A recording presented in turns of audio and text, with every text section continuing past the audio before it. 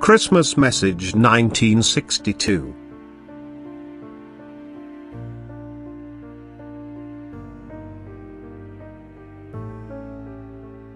I myself came to you because you needed me in your great spiritual adversity. I descended to earth. I entered the realm of darkness and brought a brightly shining light, for I myself was the light of eternity which constantly emanates its radiance into the darkness. And thus I took on a human shape because only as a human being was I able to accomplish that which signified to you salvation from the great hardship. And this human being was the infant Jesus, who was born to you in the holy night. For this infant was conceived in all purity and without sin through my power and love, and was therefore able to accept me myself, the eternal love, within itself.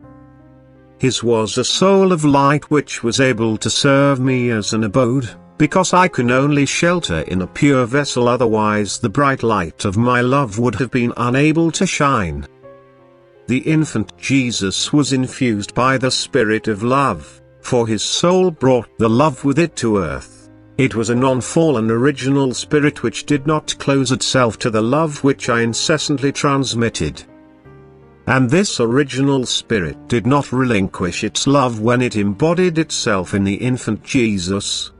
It merely stemmed the radiance of its abundant love as not to illuminate people with a brilliance they would have been unable to bear due to their imperfect state.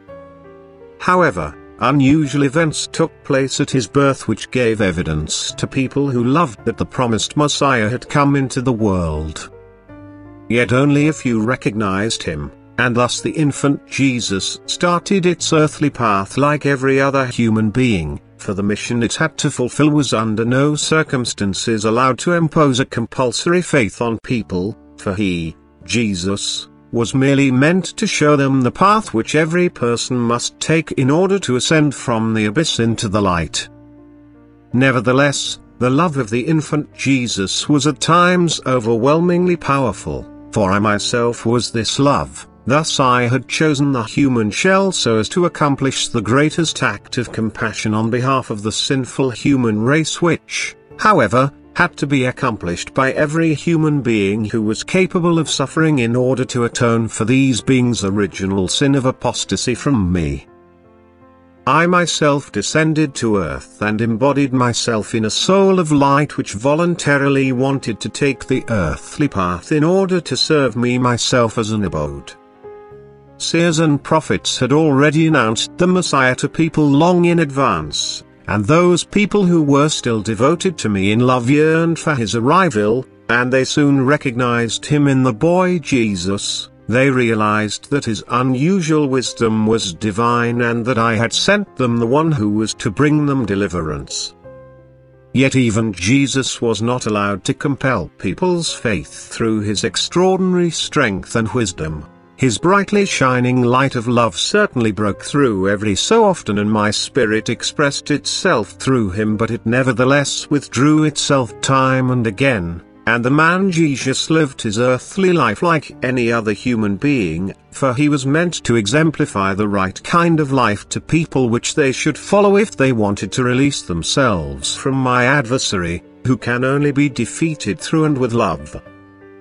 And since the soul, although having descended from the kingdom of light, had to live in the midst of the satanic world, and its earthly body also consisted of immature spiritual substances, the man Jesus had to fight very hard to remain victorious against and during all temptation used by my adversary to make him fall.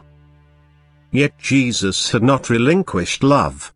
His soul was so filled by love for me, his God and Father of eternity, that he thus was full of strength and light and therefore able to perform miracles and in all wisdom instruct his fellow human beings. Even so, his body imposed human limitations on him as long as he had not fully matured, but he used his life on earth to that effect until he accomplished the actual act of salvation, which concluded his suffering and death on the cross. As a result of his life of love, his body had indeed almost spiritualized already, Yet he took his death on the cross upon himself as a weak human being, and he voluntarily gave up all divine strength of love for the sake of the final hours of his act of compassion in order to then suffer incredibly and die as a mere human being, and through this greatest act of atonement of all times to redeem the great original sin for the whole of humanity.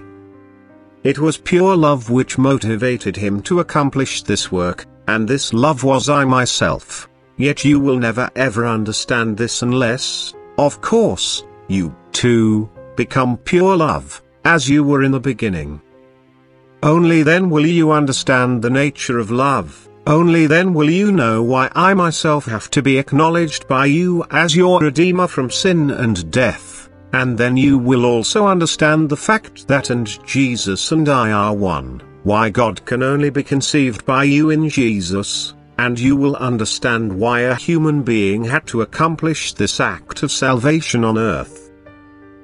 For the atonement of the immense guilt of your past apostasy from me was only possible to be rendered by a human being who was as full of love, in whom I, the eternal love, was able to take abode, as the man Jesus had been. It was a truly unique act, and the effect of the act of grace will never ever come to an end, so that all once fallen spiritual beings can be completely redeemed, because Jesus died on the cross for all human beings past, present and future, and further atonement for this immense guilt will never be necessary again. Nevertheless, the human being's free will is always and forever required in order to find redemption from his guilt. The battle against my adversary, who had kept all fallen beings captive until then, started when the infant Jesus came into the world. Yet Jesus severed the chains and wrestled from him the souls which took refuge in him in their adversity, which availed themselves of the act of salvation and wanted to be liberated from the adversary. And the first souls, the first once fallen original spirits, came back home to me. They came back as children into the Father's house again, which they once voluntarily left, for the man Jesus had paid for their guilt with his death on the cross. And every soul becomes free which acknowledges him, which recognizes its God and Father in him who died on the cross on behalf of the human race. Amen.